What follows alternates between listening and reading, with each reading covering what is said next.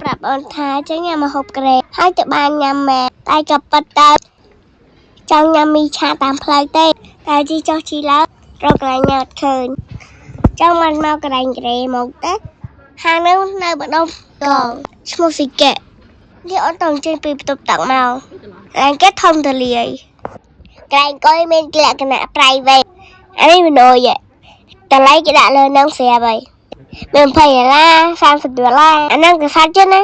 ហើយចាំមិនឃើញយើងញ៉ាំលេងម្ដងអំពូវិញមើលតាមមនុស្សហ្នឹងទៅគាត់តែឆ្ងាញ់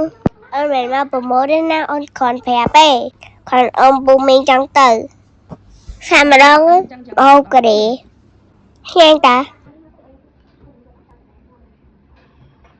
នេះមកហូបអូនពងមកហើយ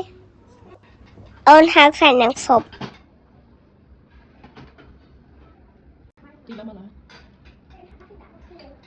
នេះកំពុងលោករបស់ញ៉ាំលេងឲ្យច្រើនមុខណាសិនទៅឆ្ងាញ់តែអូនញ៉ាំអត់ការអូនឈឺឥឡូវក៏នៅតែឈឺដែរ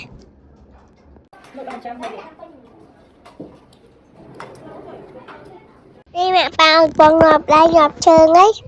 មើលតែបត់ក៏ដឹងតែឆ្ងាញ់ដែរទៅដល់យាយហ្នឹងបាននៅពេលអូនញ៉ាំហើយអូនចេញផ្ទះវិញជំរាបលាអរគុណ